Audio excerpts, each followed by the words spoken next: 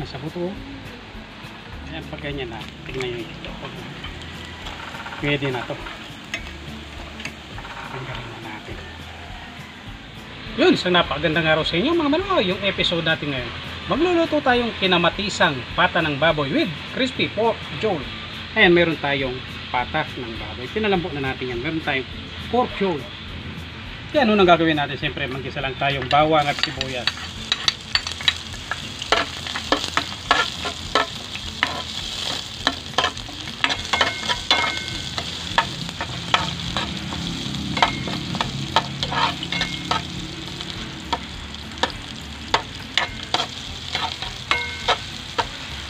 Pag ganyan na, lagyan na natin itong kamatis. Lutuin lang natin baagya yung kamatis. Palabasin natin yung katas niya. Yan, dahil naglabas na ang katas, lagyan na natin itong pata. Sobrang lambot na naman to. Mas maganda kasi yung pinapalambot mo muna talaga bago mo luto para hindi ka magtagal.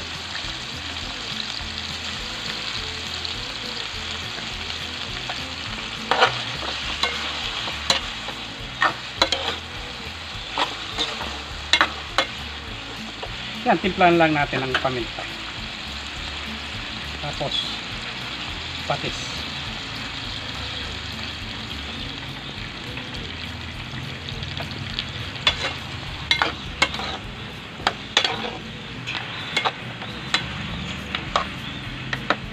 Yan, hayaan muna natin kumulo dito para kumaki yung lasa. Yan, dahil kumulo na, siyempre maglalagay tayong tubig para meron tayong sabaw mamaya, pero konti lang, yung sakto lang. Yan, ganyan pwede na. Timplahan natin ng pampalasa. Sige na sa mix.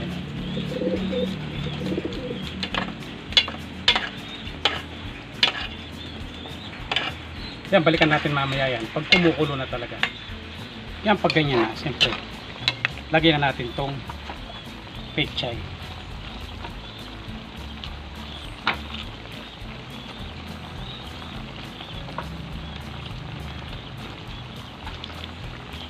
Yan, balikan natin yan pag malabot na yung pechay natin. Yan, dahil luto na yung gulay natin, pwede na. Makalas na sa buto.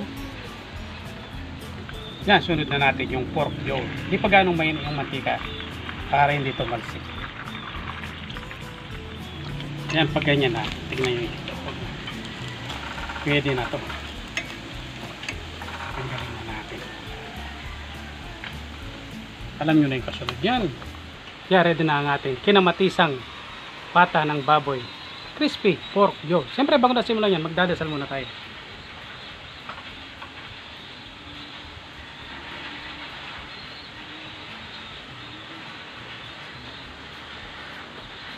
Tubig muna.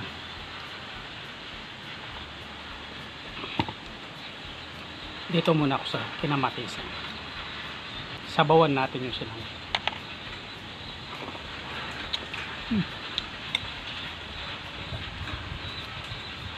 Kamayin ko na to.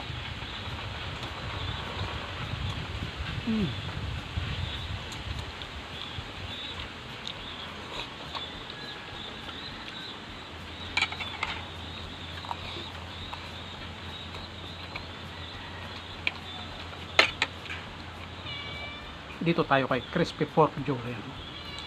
Ayan po.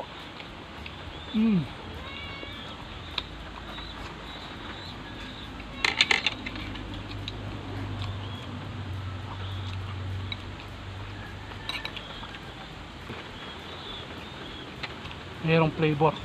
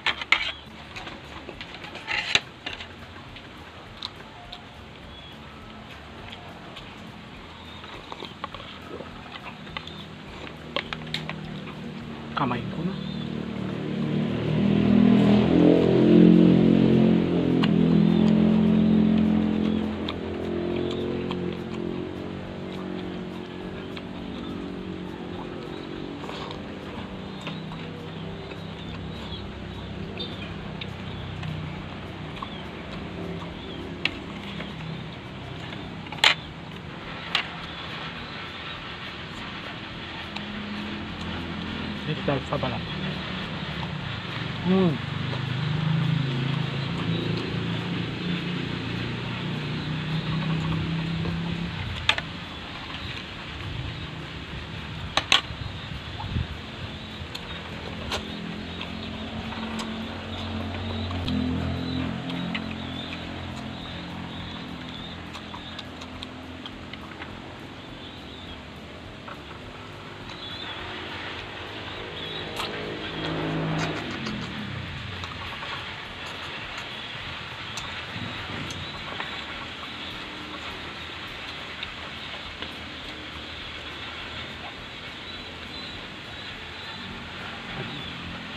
Tayo po.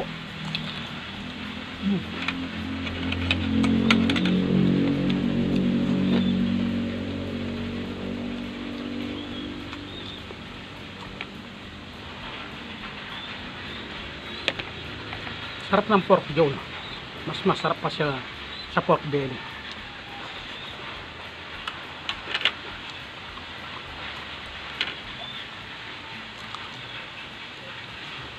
Yung laman niya malambot.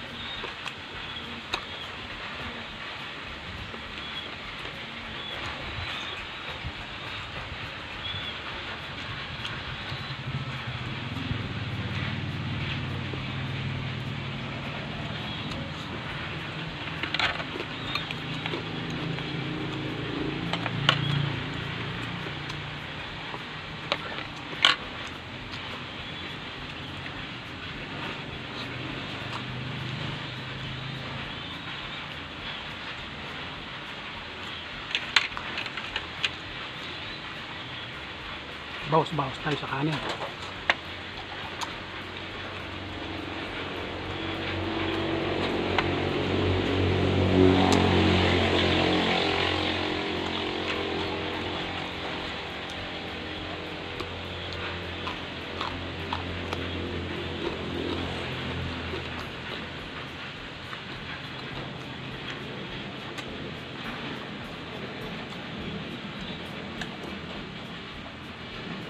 O yan, siguro hanggang dito na muna yung episode natin. Salamat sa panonood. God bless.